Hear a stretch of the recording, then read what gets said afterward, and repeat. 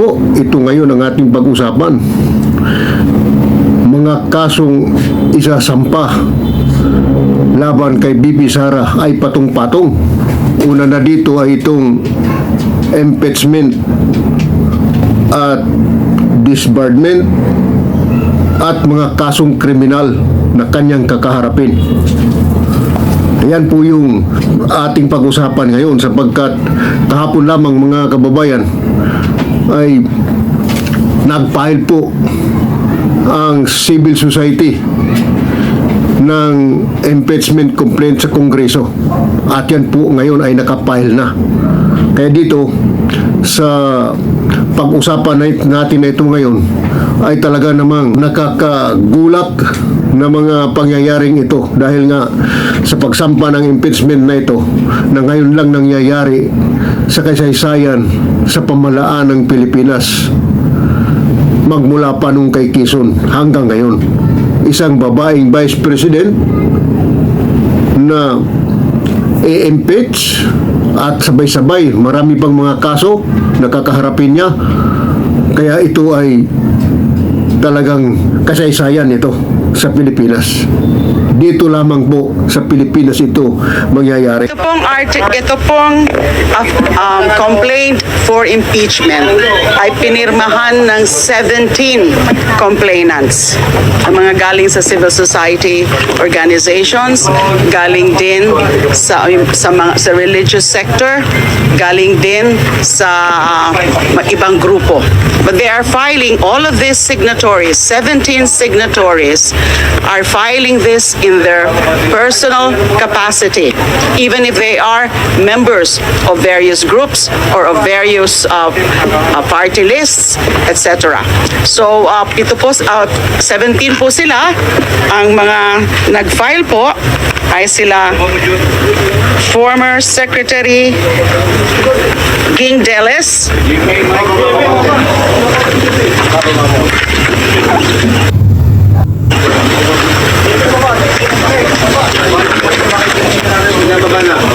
former Secretary Ging Deles, Father Flaviano Villanueva, SVD, Gary Alejano of the Magdalo, and Alice Murphy as the Urban Poor Group,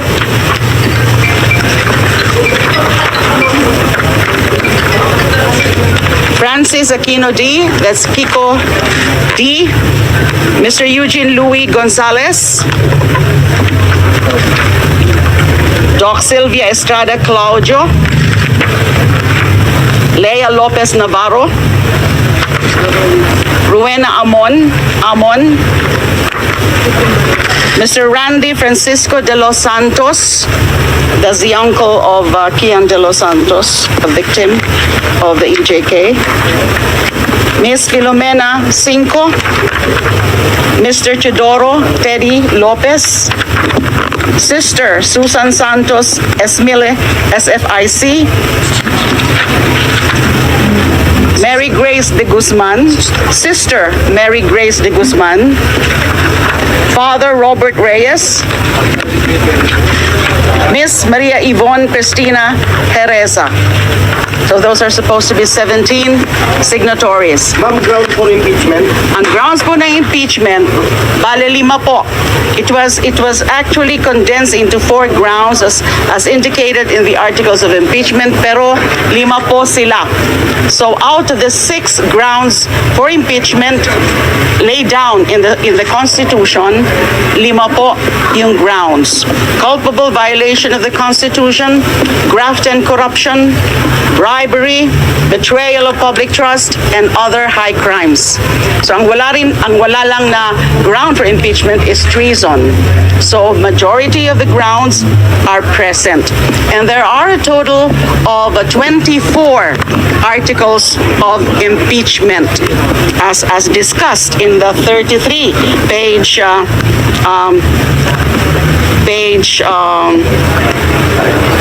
complaint.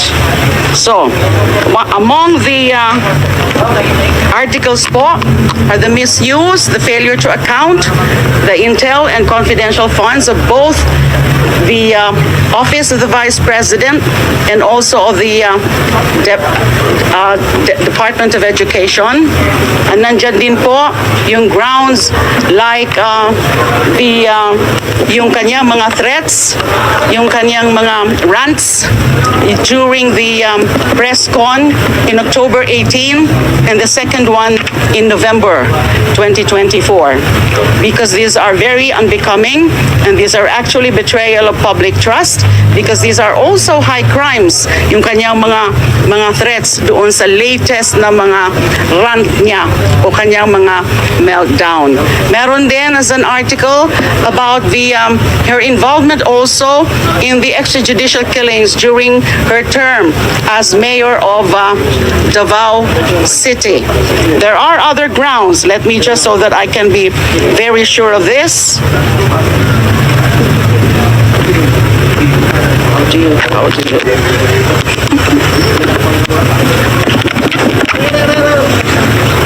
I'll just read from the complaint.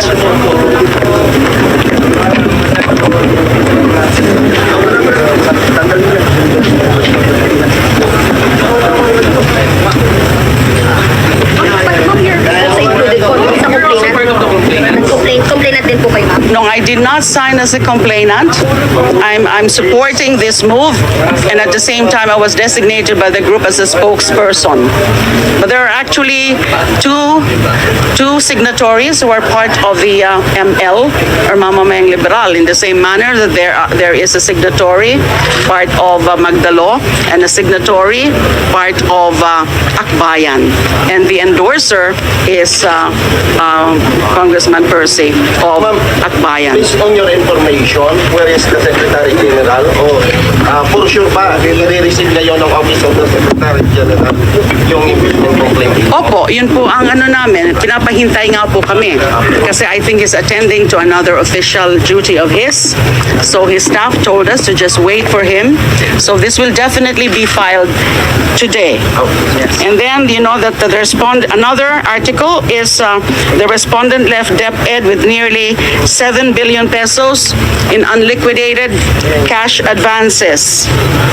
Isa po yun sa mga articles. And then there's the rigged bidding of laptops and other electronic devices during respondents' time as DepEd secretary. And then they were also respondent and members of her family engaged also in bribery and or in the unexplained receipt of hundreds of millions of funds from known drug personalities.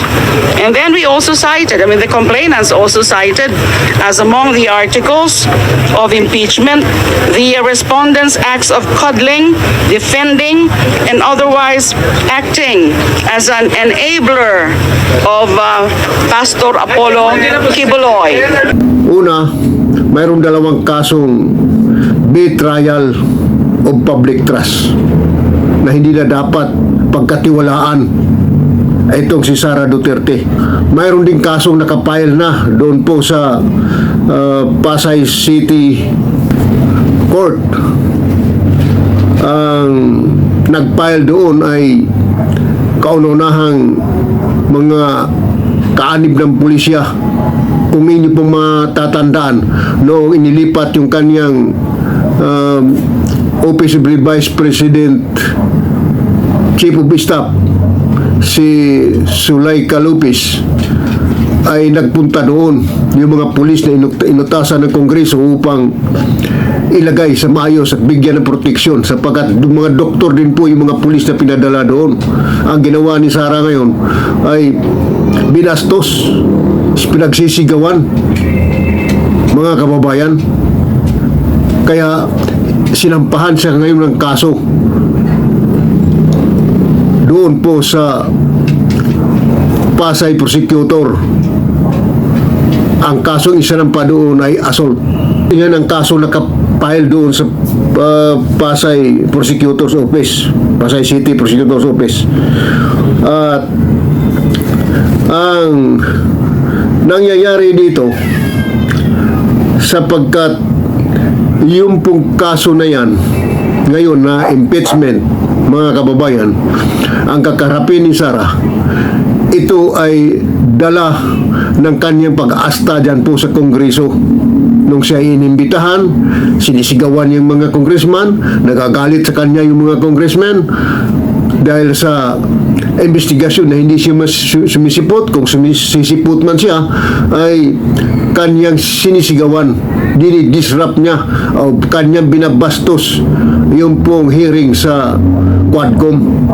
Isa yan sa mga dahilan na nakita ngayon ng sambayanang Pilipino at itong ating mga grupong civil society. Pagka sinabi pong civil society, ito po yung mga taong iba't ibang grupo na mga kababayan natin na una na dyan ay sila'y nagbabayad ng buwis sa gobyerno at may karapatan silang magreklamo nung nakita nila yung uugali ni BP Sara. Yan po yung isa sa dahilan, mga kababayan, na nangyayari dito. Yan.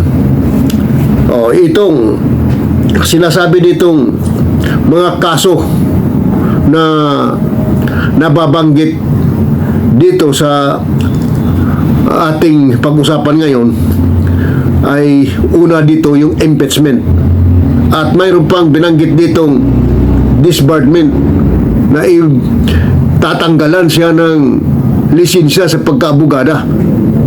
Alam ninyo, itong disbarment, bagapat hiwalay ito, hindi ito kasama sa impeachment, ay sa Supreme Court po ito pinag-uusapan.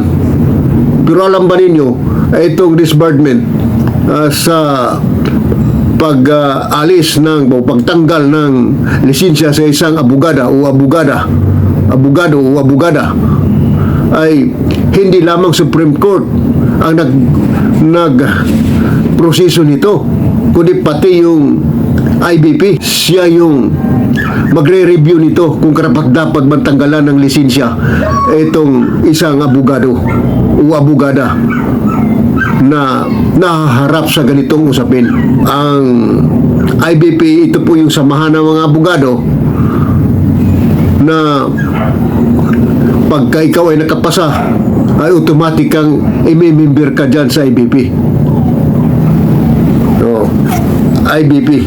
Mga kaso ngayon na kinakaharap ni Sara Duterte, lalo na itong impeachment, ay talaga namang may paglalagyan siya dito.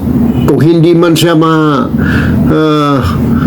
ma-impeach dito sa maraming kaso na kakaharapin niya, ay mapapanagutan niya ito dahil binabastos niya ang hearing diyan po sa Quadcom. Ay alam mo naman diyan, mga kababayan, sa Kongreso, pagka binabastos mo yan, talagang mamarkahan ka diyan. Mauna nang hindi maganda ang BP sapagkat nga yung kanilang inaasta panahon ng hearing ay hindi po mabuti. Kung inyo pong napapanood yung mga video niya. Kaya dito sa kaso ng Bardman ay katulong po yung IBP sa Supreme Court ang magpapasya niyan. Ito ay ibinabatay ito sa tinatawag ng proseso ng rules of court. Walang sinumang maaaring makapagreklamo niyan sapagkat sa proseso ng disbarment o sa mga kaso na kinakaharap ni BP Sara ngayon ay iniraan po ng tamang proseso yan ng rules of law. Kaya yung rules of law ay walang sino man pwedeng mag-question yan, kasi yan nga po yung pinaiiral ngayon, yung due process upang mabigyan ng tamang proseso yung isang taong nahahabla. Yan po yung na mangyayari ngayon dito mga kababayan. Kaya dito si BP Sara ay mayroon pa siyang kakaharapin na yung 6 na grounds ng impeachment ay 5 lamang po yung ipinasok dito. At tong 5 na ito na ipinasok dito ay pawang mabibigat po ito na kaso mga kababayan. Kasama na dito yung betrayal of public trust na hindi na siya dapat talaga pagkakatiwalaan sapagkat ito ay natuklasan noong nakaraang hearing sa Kongreso na siya pala ay nagbabribe o nagbibigay, nanunuhol ng pera. At ng kasama nitong mga kasong ito na 5, hindi ko na mababanggit lahat yung 2, mayroon pang bribery. Di ba, nanunuhol siya noon, mayroong isang undersecretary sa DepEd noon na nagreklamo doon sa Congress na binayaran daw siya ng 50,000 at yung pong 50,000 ay ibinigay doon sa Kongreso. Isa pong ebidensya yan doon sa bribery na ginagawa ni BP Sara doon po sa DepEd. Itong 17 ito, mga complainants sa iba't ibang mga grupo. Ito na mga civil society na mga grupo.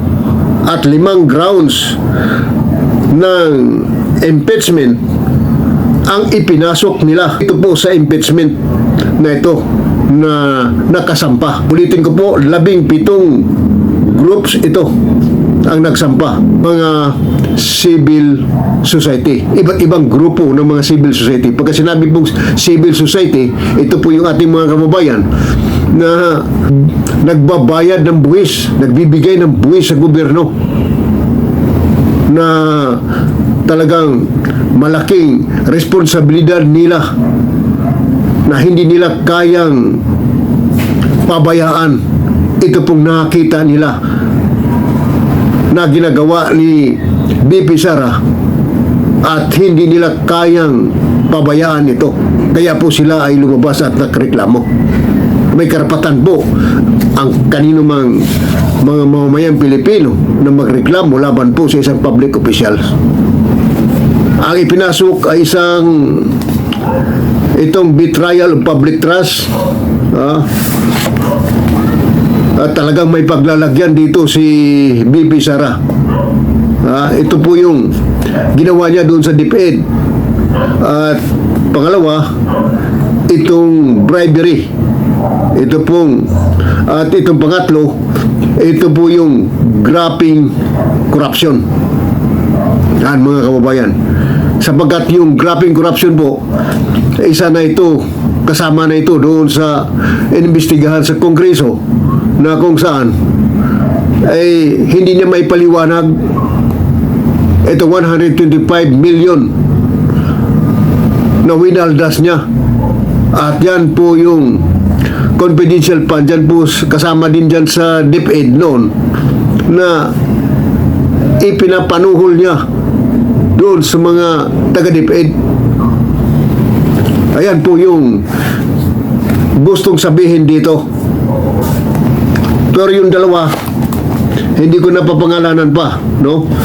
Mabibigat lahat ang mga kasong ito. Ito ngayon yung kakaharapin ni BP Sara.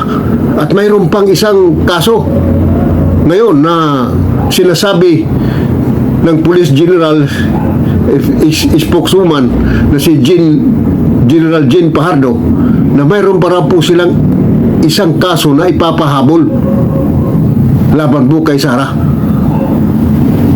At isa na dito, ito ngang kaso na isasampa nila kung yung pong paglipat sa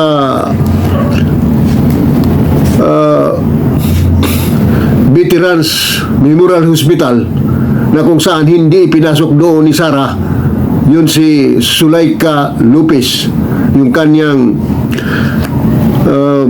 Chief of Staff sa OBP office, kundi bagkus dinala nila doon sa St. Luke's. Doon yan din nila na kung saan ang utos ng Kongreso ay ilipat siya doon sa Veterans Memorial Hospital. Yan po mga kababayan. Kaya dito, itong mabigat na mga kasong ito ay kakaharapin ni BP Sara Duterte. No? Imagine mo yung pangyayaring ito ay hindi inaakala ni Sara na kakasuhan siya ng ganito kadaming kaso. Palibhasa ay siguro ay iniisip niya lutang ang kanyang pag-iisip sa kumpiyansa niya na siya yung pangalawang mataas na opisyal sa ating bansa. Kaya kung kumilo siya para siyang hari, hindi niya nire-respeto yung kanyang kinakaharap na mga suliranin sa kanyang opisina. Oh, di ba? Kung umasta siya parang hari, na akala mo wala nang pwedeng magreklamo sa kanya, palibhasa ay kasi sanay sila sa kanyang administrasyon ng kanyang ama na walang due process at walang proseso pagdating po sa kaso, kundi bagkus pinapatay na lang nila yung mga tao. Ganun sila. Kaya dito yung impeachment na ito, dala ito sa kasama pa dito yung mga pananakot niya o yung pagbabanta niya doon sa kay Pangulong Marcos Jr. na papatahin daw pati si First Lady at pati yung Speaker of the House si Martin Romualdez. Ay yan ay hindi pwedeng itanggi ni Sara yan kahit na anong gagawin. Kahit na anong gagawin niyang pag-iisip yan, pag-aaral yan, hindi niya pwedeng itanggi.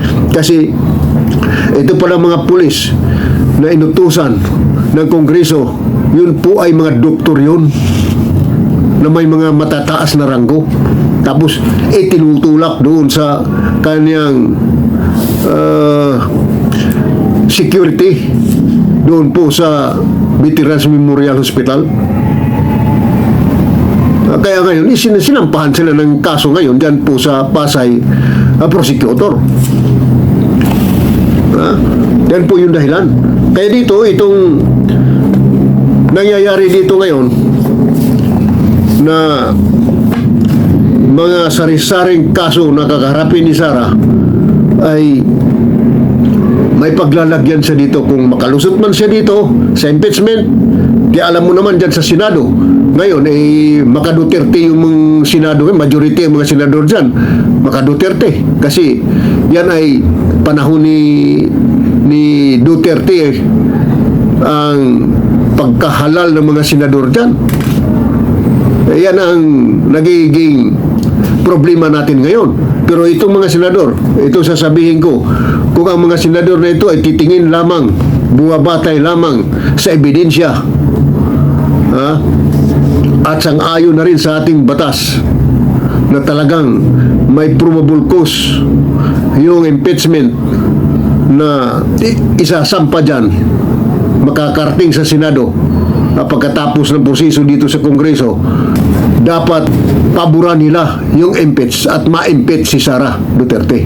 Pero ang problema natin, kung tumingin lang sila, ang mga senador dyan sa pampolitika na pananaw, patay tayo dyan. Kasi nga itong impeachment nito, ngayon ay tinanggap niya dyan sa Kongreso, marami ang malaking abala ito. Kaya nga sila sabi ni Pangulong Marcos na hindi na dapat i-file yung impeachment dahil nga abala ito sa Kongreso. Maraming mga walang oras na sa halip pag tutukan ng pansin ng Kongreso ang mga mamahalagang bagay dyan na dapat pag-usapan.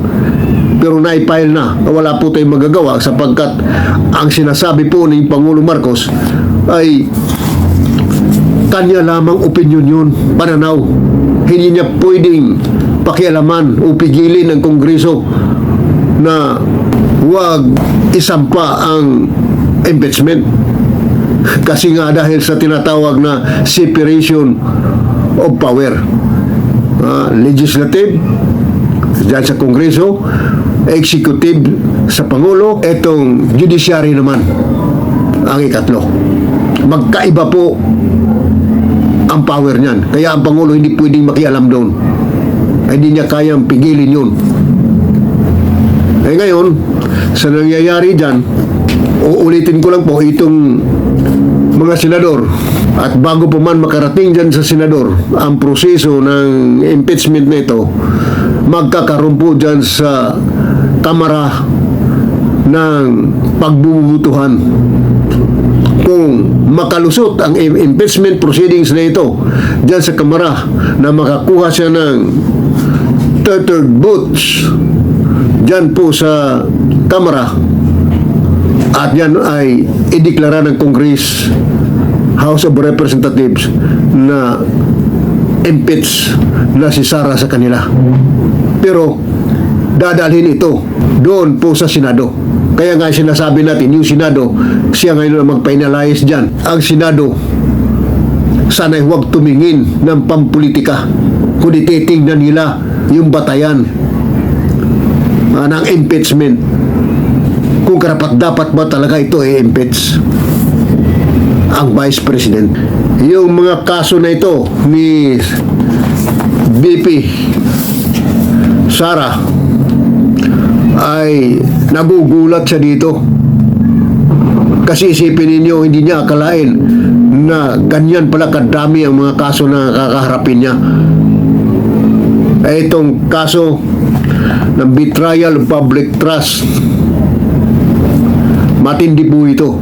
Yung 5 ipinasok nila doon sa impeachment proceedings, kasama doon sa 5 kasi 6 lang yung i-allow dyan sa Kongreso na na grounds. Yung treasons hindi na sinama.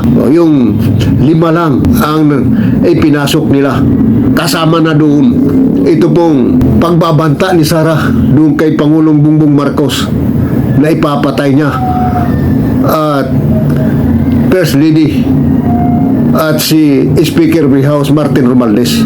Kaya hindi niya pwedeng matakasan yan, hindi niya pwedeng ipagkailayan.